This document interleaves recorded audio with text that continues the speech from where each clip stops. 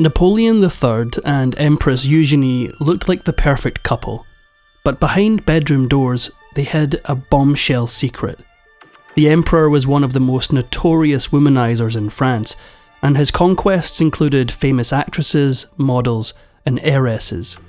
Eugenie had to turn a blind eye to her husband's countless infidelities. But that wasn't the whole story. There was an even more scandalous reason that husband and wife never shared a bed.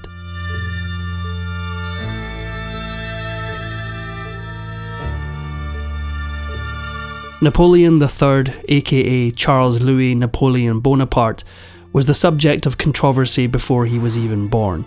His father Louis was the brother of the Napoleon, like the one in the cool paintings that you've actually heard of. Louis rode his brother's coattails for years, eventually becoming the King of Holland. Napoleon III's mother, Hortense, was the only daughter of this Napoleon's first wife, Josephine, from her first marriage. For anyone not keeping track, that means Napoleon Bonaparte's brother married his stepdaughter. Even more bizarre, it was all Josephine's idea. She was infertile and knew she could never provide Napoleon with an heir. The next best thing, apparently, was to marry her daughter to her brother-in-law so they could make an heir. And you thought your family was nuts. It turned out that marrying your stepdad's brother isn't all it's cracked up to be, and the couple couldn't stand each other. As a result, Napoleon III endured a tense childhood, torn between his fighting parents. But at least his uncle seemed to like him. The last time uncle and nephew ever saw each other was at a family gathering, right before Napoleon marched off to the Battle of Waterloo.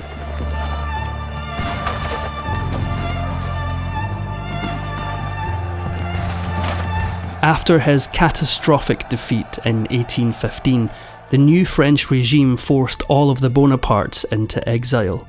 Little Napoleon went from the lap of luxury in Paris to life on the run. The family spent time in Switzerland, Germany and Italy before returning to Paris in 1831, not long after the reign of King Charles X had ended. The new king, Louis Philippe, allowed the Bonapartes to stay in Paris temporarily, as long as they remained incognito. Within a month, most of the city knew where Napoleon and his mother were staying. On May 5th, the 10th anniversary of Napoleon Bonaparte's death, mourners packed the streets in front of their hotel.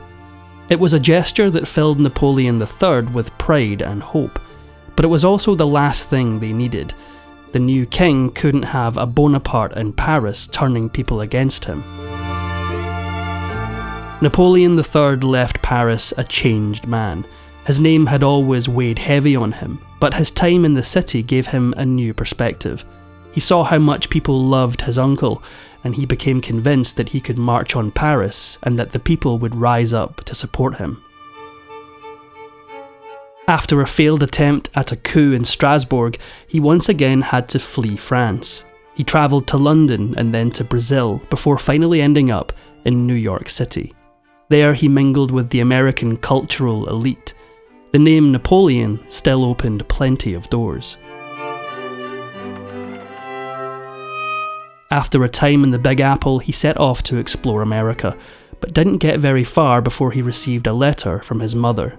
Her health had taken a turn for the worse, and she didn't have much time. He dropped everything and hurried back to Europe to say goodbye to his mother.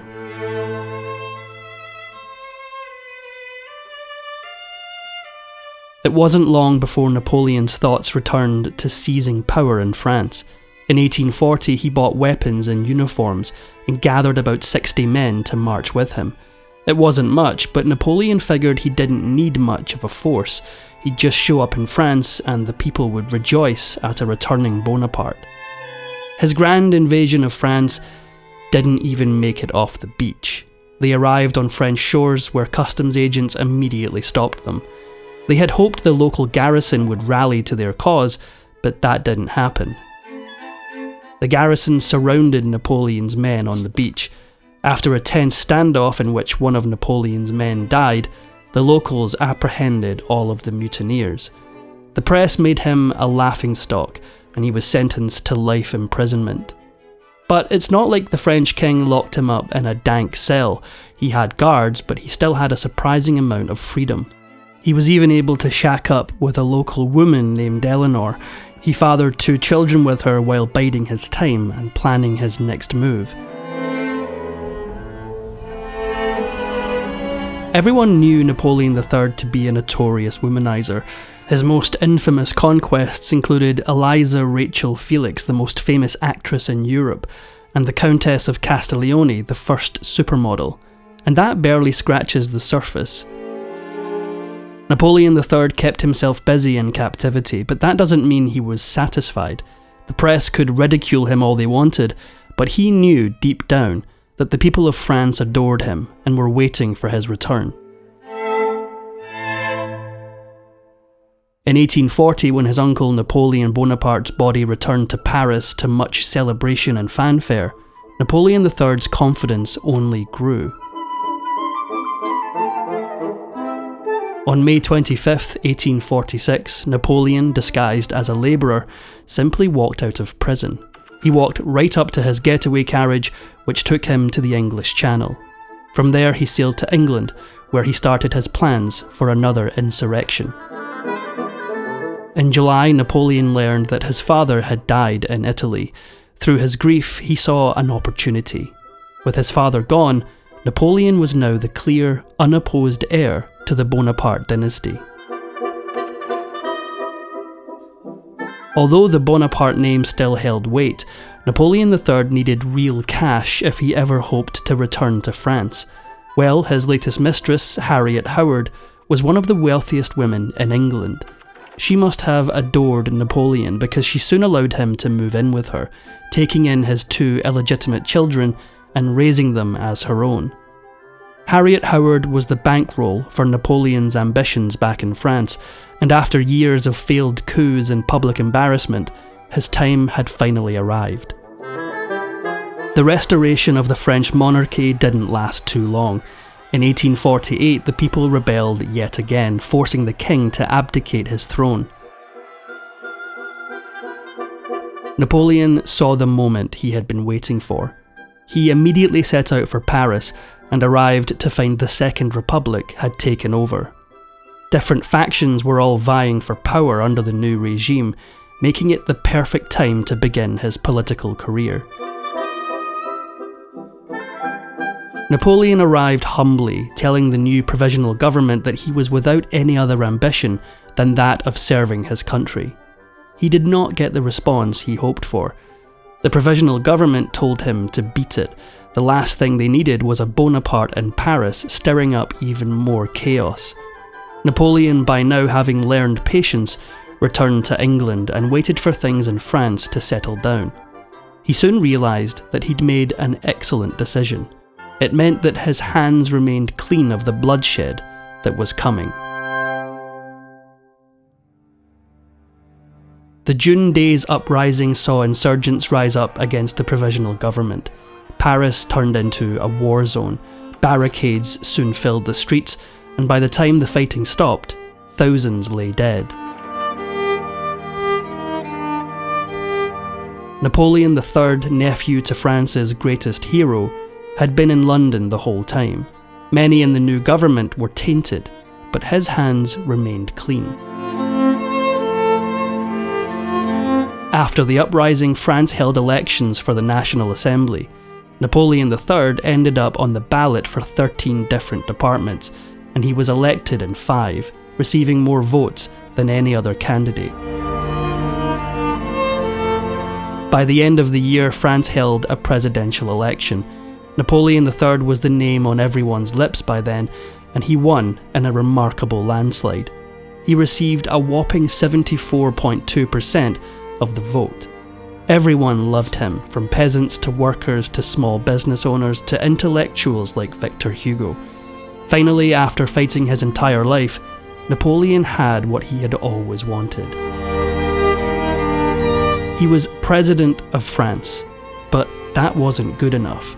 According to the new constitution, he had to step down at the end of his term. His uncle wouldn't have accepted limits like that, and he wouldn't either.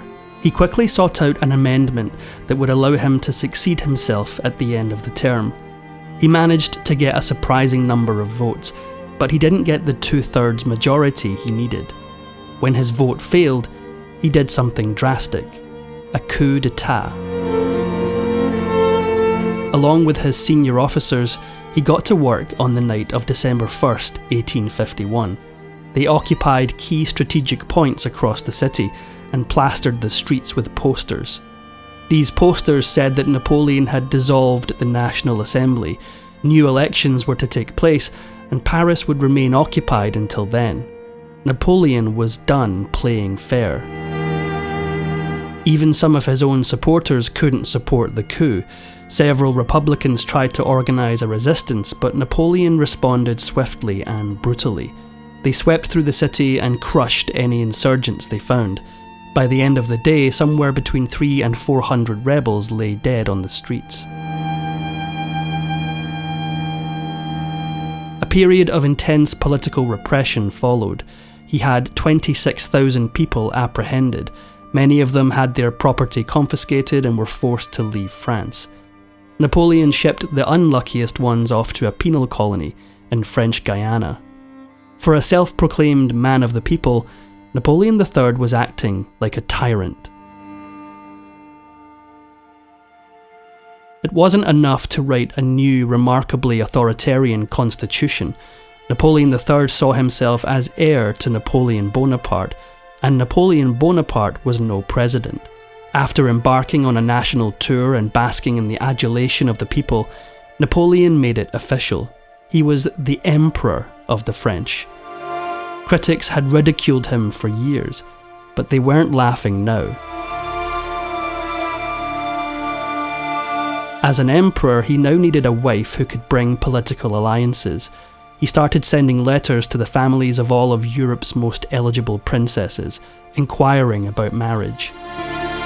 Most of the families he contacted gave him a flat no. They knew that France had been hanging on the edge of anarchy for decades. It seemed like only a matter of time before yet another revolution ripped Napoleon III off his throne. He ended up settling for a minor Spanish countess, Eugénie de Montijo. But the countess wasn't like the actresses and heiresses he'd spent his life seducing. When he tried to take her to bed, she rebuffed him, demanding they wait for marriage. Napoleon, the most insatiable man in Europe, wasn't happy about it. Despite their differences, they married in 1853. Not long after, they welcomed a son, another bloody Napoleon. From there, Eugénie took up the ceremonial role of empress. She entertained guests at the palace, joined Napoleon at balls and other public events, and represented him when he left the country. While Eugénie had done pretty much everything Napoleon could have expected and more, that wasn't enough to keep him faithful. As soon as he had an heir to the throne, he ditched his wife and returned to philandering. If women were Napoleon III's number one bad habit, smoking like a chimney was definitely number two. He lit up first thing in the morning, then just kept smoking for pretty much the entire day. Anyone who entered his rooms learned this right away. Smoke hung in the air at all times, clinging to the extravagant art, furniture and draperies that decorated his chambers. Napoleon III gained his throne mostly through charisma, with a healthy amount of nepotism thrown in for good measure. That's a great way to rise to power, but not great for keeping it. As the years of his reign wore on, his grasp on France started slipping. Opposition to his authoritarian policies grew across every political sphere, and he couldn't rely on the blanket support of the people anymore. Due to his unhealthy lifestyle and disdain for doctors, his ailments started piling up. He started walking with a cane and soon couldn't even mount a horse anymore. Napoleon III was no longer the kind of man who instilled much confidence. By 1869, Napoleon could add urinary tract problems to his ever-growing list of maladies. The treatment was opium, which came with some troubling side effects. He became lazy, lethargic, and apathetic to the world around him. Lord Malmesbury had known Napoleon III since his days in exile in England. Malmesbury must have been excited to see his old friend, now an emperor, but he didn't like what he found when he arrived in Paris. Malmesbury instantly realised that Napoleon was terribly changed and very ill. The man who had fought tooth and nail for the throne was gone. Unfortunately, France needed that man, because Napoleon III's greatest enemy was gaining power on the horizon. Just as France's leader grew frail and ineffective, its rival Prussia found itself a strapping new chancellor named Otto von Bismarck. Bismarck had grand plans for Prussia, and he planned to achieve them by iron and blood. Napoleon III stood in the way of those plans, and Bismarck knew weakness when he saw it. Once Napoleon had exhausted every diplomatic option, he realised he had no choice.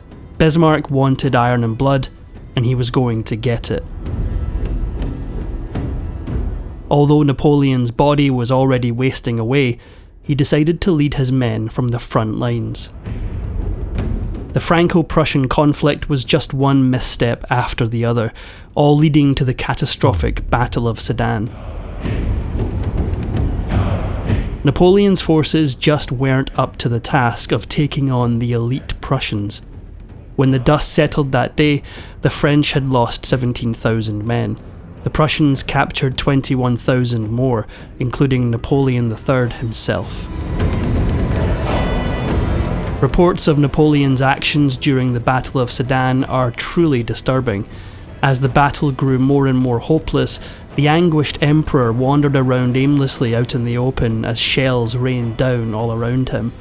As his doctor grimly put it in his diary, "If this man has not come here to kill himself, I don't know what he has come to do. I have not seen him give an order all morning." Napoleon III and his wife never got along well, but her reaction to his loss was particularly cold-hearted. When she heard the news, she shouted, "An emperor does not capitulate. Doesn't he know he has dishonoured himself?" Soon, angry crowds formed outside the palace, furious at Napoleon III's humiliation.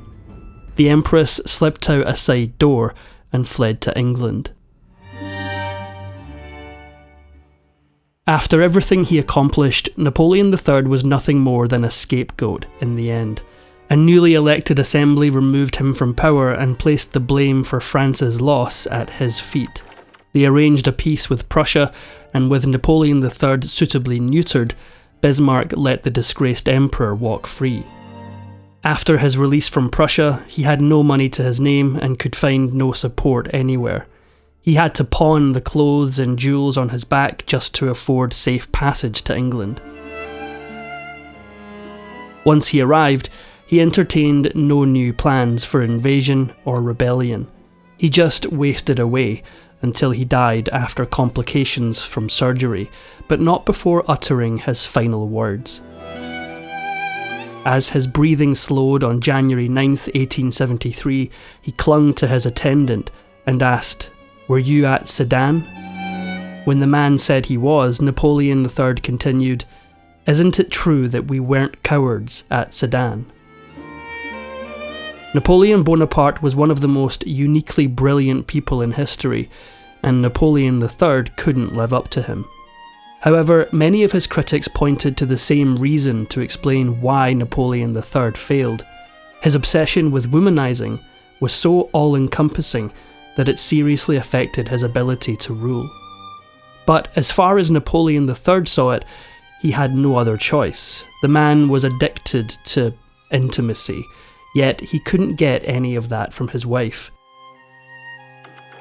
Eugenie found sleeping with her husband to be, in her words, disgusting. After they had a child, it's very likely that she never let him touch her again.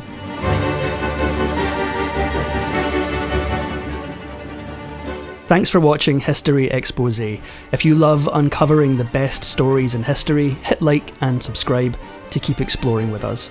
Don't forget to visit our main page, Factinate, for more incredible facts about everything.